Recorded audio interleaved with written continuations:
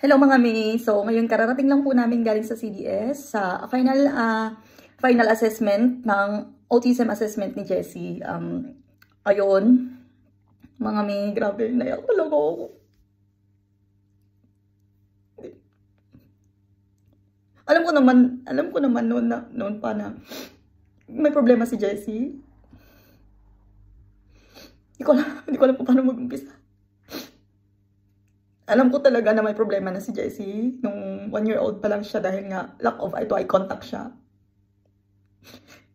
Pero ang sakit lang talaga marinig. Ang sakit marinig sa harap ng mga pathology na nag-assess kay Jessie na na-diagnose na talaga si Jessie as autism. Ang sakit. Dalawa kami ni Gary na nandoon. Ang sakit lumunok. Yung pinipigilan ko yung iyak ko doon nung sinabi nung doktor sa amin na I'm sorry. Tapos level 3 pa.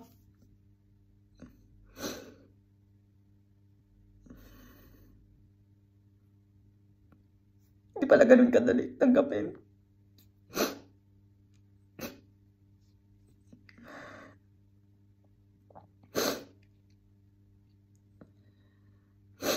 Dumaan kami sa madaming assessment. Akala ko matatanggap ko na. Akala ko hindi na ako masasaktan. Pero nung sinabi ng doktor sa amin na si Jessie ay na-meet ni Jessie ang lahat ng criteria. Ang criteria ng autism. Tapos level 3. Nasaktan talaga ako. Kasi hoping pa kasi ako nun na kahit kung meron mang autism si Jessie is mild lang. Akala ko mild lang. Hoping pa ako na level 1 lang, ganun. Nasaktan ako, mga umi. Pati si Gary nga doon sa sa harap ng mga doktor.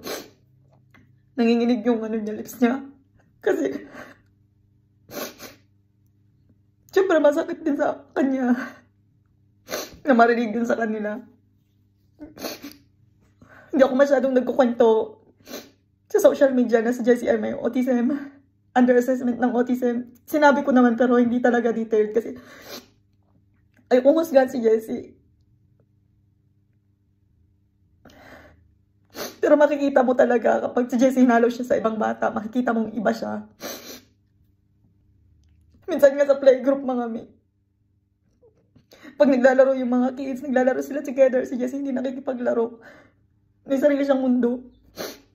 Kasi hindi pa din siya nakikipag-communicate. Minsan nagkakantahan yung mga bata. Si Jessie hindi siya Nasasaktan ako makita. Na alam ko may problema talaga si Jessie. Pero ngayon sobrang sakit. Sobrang sakit na marinig ko ng harapan sa mga doktor.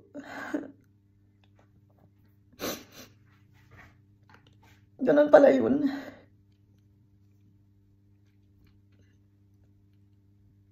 Kaya kayo mga mi, huwag kayong manghusga sa mga nanay na may mga autism ang mga anak nila, mga behavior ng anak nila. Huwag niyo husgahan kasi hindi niyo alam anong pinagdadaanan ng mga yan.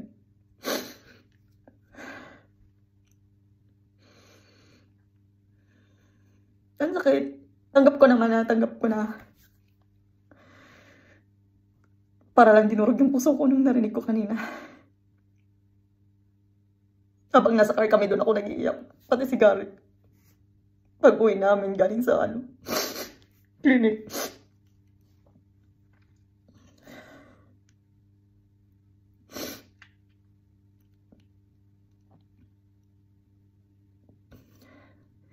Pero thankful naman kami na nandito kami sa lugar kung saan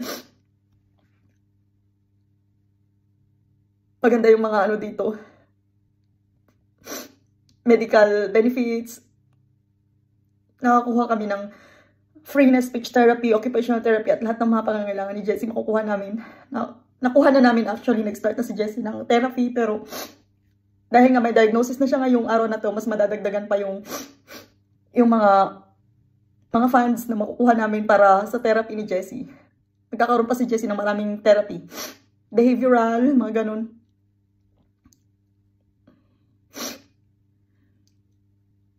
Sorry mga miya. Hindi ko nga alam kung nagda-doubt pa ako kung ipopost ko ba to or ano. Hindi ko din naman to matatago eh. Kasi nagpo-post ako ng mga video ni Jessie. Wala namang ano sa autism mga mi. Meron namang mga kids na autism sila, na-diagnose sila ng autism, pero dahil sa therapy, maganda yung response ng bata. Yung ibang bata maganda depende sa bata pala kung ano yung response nila sa therapy. Merong iba na nakaka-catch up nila yung mga ibang bata, hindi nakaka-catch up nila yung mga behind nila. Pero meron ding ibang bata na mga autism na hindi. Yun, iba. Hopefully si Jessie ay maganda yung response niya sa magiging response niya sa mga therapy niya. Mag-improve din siya. Kasi alam niyo ba, sa global developmental delay din si Jessie, siya ay far behind daw, sabi ng doktor. Alam ko talaga ako. Alam niyo mga may 1-year-old pa si Jessie, nararamdaman ko na yun eh. Kasi kulang, talaga siya sa eye-to-eye contact. Pero in denial ako. Sabi ko, hindi yan. Hanggang sa unti-unti ko nang natatanggap din kasi makikita ko naman talaga eh.